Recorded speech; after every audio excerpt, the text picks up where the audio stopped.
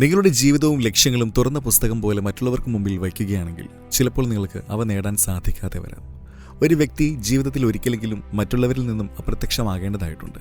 കാരണം അങ്ങനെ അപ്രത്യക്ഷമാകുന്നതിലൂടെ മാത്രമേ സ്വന്തം കാര്യങ്ങളിൽ കൂടുതൽ ഉയർച്ച നേടുവാൻ സാധിക്കുകയുള്ളൂ. ജീവിതത്തിലെ ഏതെങ്കിലും ഒരു ഘട്ടത്തിൽ വശെങ്കിലും നിങ്ങൾ അങ്ങനെ ചെയ്യേണ്ടതായിട്ടുണ്ട്. നിങ്ങൾ ഇങ്ങനെയാണോ എന്നറിയില്ല, എങ്കിലും ആളുകൾക്ക് മറ്റുള്ളവരുടെ വിജയത്തിൽ സന്തോഷത്തേക്കാൾ കൂടുതൽ അസൂയാണ് തോന്നാറുള്ളത്.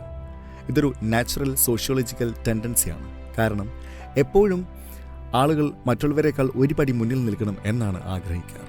Financially, status wise, respect wise തുടങ്ങി എല്ലാത്തിലും ഒന്നാമതായി നിൽക്കണമെന്നാണ് എല്ലാവരും ആഗ്രഹിക്കുന്നത്. അതുകൊണ്ട് തന്നെ അവരെ കടത്തിവിട്ട് മുന്നോട്ട് പോകുന്നവരെ വലിച്ചിഴച്ച് താഴെയിടുന്നതിനുള്ള ഒരു അവസരവും അവർ പാഴാക്കാറില്ല.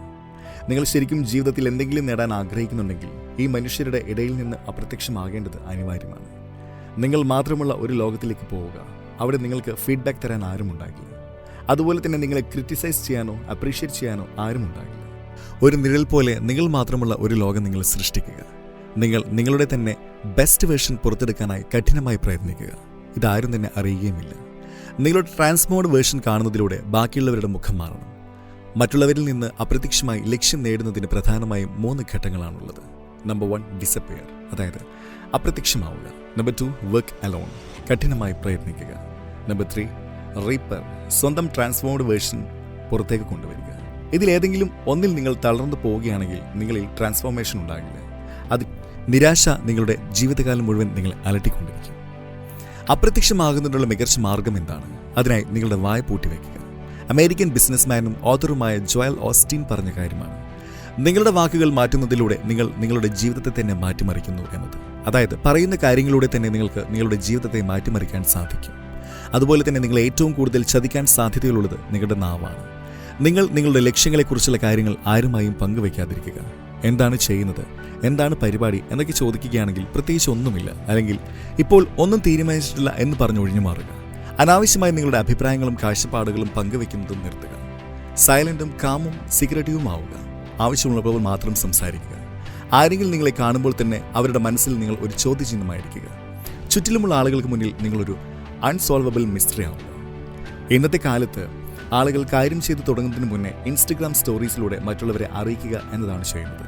സക്സസ് അവസാനമാണ് ലഭിക്കുന്നത്, എന്നാൽ സക്സസ് റിലേറ്റഡ് ക്വോട്ട്സ് ആദ്യമേ തന്നെ സ്റ്റാറ്റസ് ഇട്ട് തുടങ്ങുന്നു. ഇവയിലൂടെയൊക്കെ തന്നെ ആളുകൾ ഏത് തരത്തിലാണ് ചിന്തിക്കുന്നത്, അവരുടെ ജീവിത ലക്ഷ്യം എന്താണ്, അവർ ഇനി എന്താണ് ചെയ്യാൻ പോകുന്നത് തുടങ്ങിയ കാര്യങ്ങൾ പല ആൾക്കും മനസ്സിലാകുന്നതാണ്.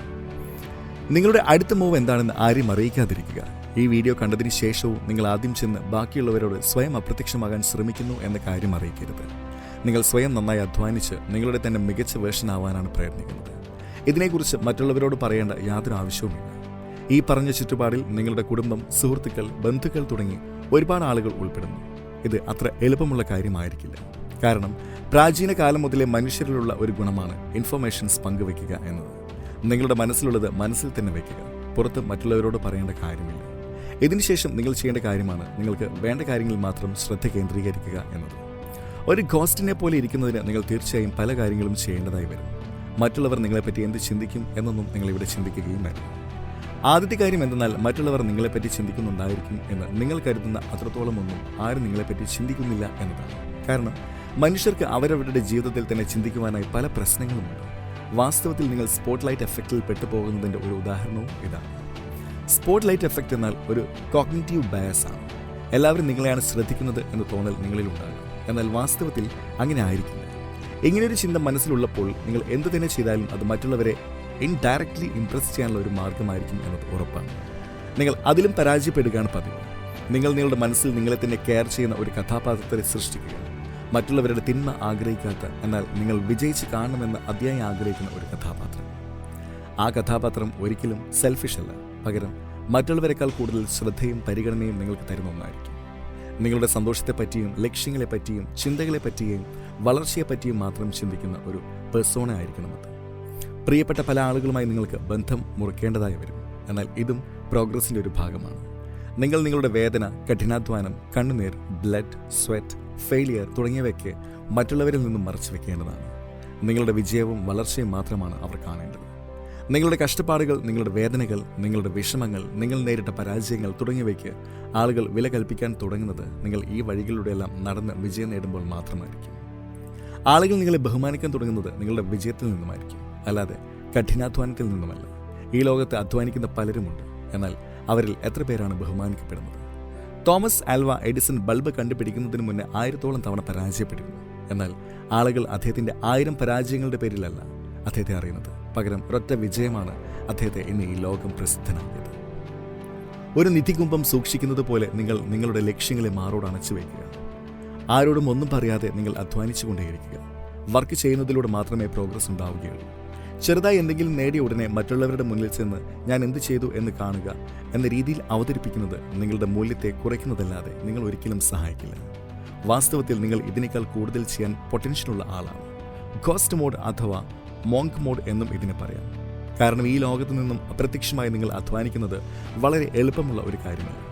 ഫിസിക്കലി മെന്റലി നിങ്ങളുടെ അവസ്ഥ ദയനീയമായേക്കാം. പലതവണ പരാജയപ്പെട്ടെന്ന് വരാം. എങ്കിലും നിങ്ങൾ എത്രത്തോളം കഷ്ടപ്പെടുന്നുണ്ടെന്ന് മറ്റുള്ളവരോട് പറഞ്ഞു നിറയ്ക്കേണ്ട കാര്യമില്ല. മറ്റുള്ളവരുടെ സഹാനുഭൂതിയല്ല നിങ്ങൾക്ക് വേണ്ടത്. നിങ്ങളുടെ ലക്ഷ്യം വിജയിക്കുക എന്നുള്ളത് മാത്രമാണ്. 100 പരാജയങ്ങളെ മറച്ചു വെക്കാൻ ഒരൊറ്റ വിജയം മാത്രം മതിയാകും. ഇത് മനസ്സിലാക്കുന്നതിലൂടെ നിങ്ങൾ നിങ്ങളെ തന്നെ മാറ്റാനുള്ള ആ പാതയിലേക്ക് കടന്നു ചെല്ലാൻ പാകത്തിന് തയ്യാറായിരിക്കുന്നു എന്ന് കരുതാം. അതിനുവേണ്ടി നിങ്ങൾ ചെയ്യേണ്ട കാര്യങ്ങളാണ് ഇനി പറയുന്നത്. പിക്ക് യുവർ ടാർഗറ്റ് കെയർഫുള്ളി. നിങ്ങൾക്ക് വേണ്ടത് എന്താണ്, നിങ്ങൾ ജീവിതത്തിൽ എന്താണ് നേടാൻ ആഗ്രഹിക്കുന്നത് എന്ന് കൃത്യമായി മനസ്സിലാക്കുക.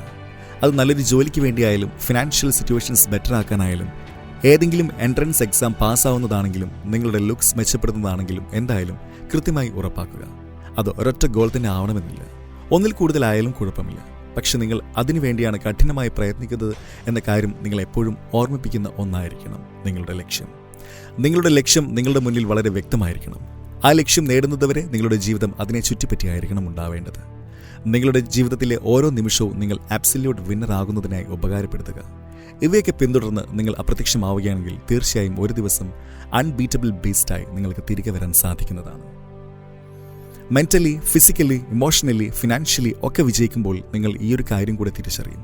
നിങ്ങൾക്ക് ഈ സമൂഹത്തിലേക്ക് തിരികെ വരേണ്ട ആവശ്യമില്ല എന്ന കാര്യം. ആർക്കു മുന്നിലും ഒന്നും തെളിയിക്കേണ്ട കാര്യമില്ല എന്നത് നിങ്ങൾക്ക് മനസ്സിലാകും. നിങ്ങളുടെ നേട്ടങ്ങളെപ്പറ്റി ഉയർച്ചയെപ്പറ്റിയും ഒക്കെ എല്ലാവരോടും കാണിച്ചു കൊടുക്കണം എന്ന ചിന്തയും നിങ്ങളുടെ ഉള്ളിൽ ഉണ്ടാകില്ല. Your life will change completely.